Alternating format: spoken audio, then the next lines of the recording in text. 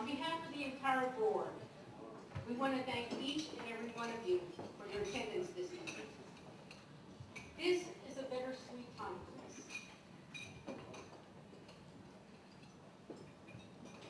With the recent loss of our dear friend and mentor and co-chair, Roberto Flores, we are still mourning.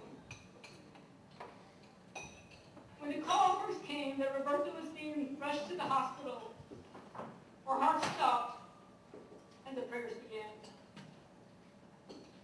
We wondered if Dan and Roberto would be able to come to this dinner. Well, it was already divinely organized.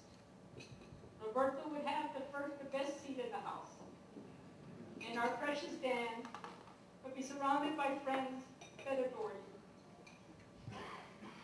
When Dan gave notice that Roberto was nearing the end of his life journey, we moved into action.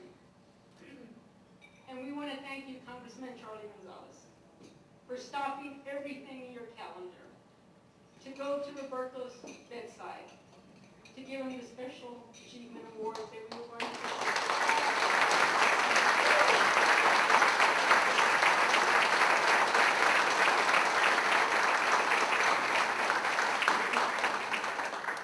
That afternoon, Roberto was cognizant. He knew what was being said to him. Not only was there Congressman Gonzalez, but Senator Leticia Vanderputte spent an hour and a half at his bedside. Linda Chavez Thompson talked to him by phone. They communicated. Congressman Ciro Rodriguez spoke to him by phone. That afternoon, the elected officials came to his bedside to say gracias for all the work he had done for the Democratic Party. And we are all very blessed that the angels and God above had been cognizant enough to hear the gracias.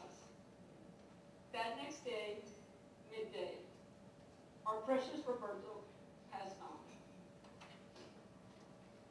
I want to thank Gilbert Casillas because he began the first inquiry to the city. And with that, I'm humbly to read a proclamation from the city of San Antonio, giving an expression of sympathy.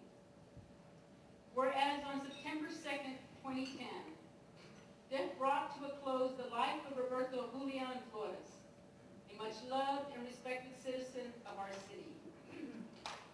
And whereas Roberto Flores was an ordained Franciscan Roman Catholic priest, co-founder of the Padres, an organization of Chicano priests, and a devoted activist for the LGBT community and Stonewall Democrats.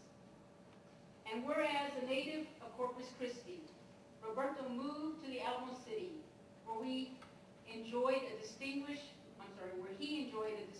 career in education, politics, and community service. And whereas Roberto was a member of the Alamo City Men's Chorale, Alamo Business Council, and the Rainbow Garden Club, he also received numerous honors and awards throughout his lifetime for his many accomplishments and achievements.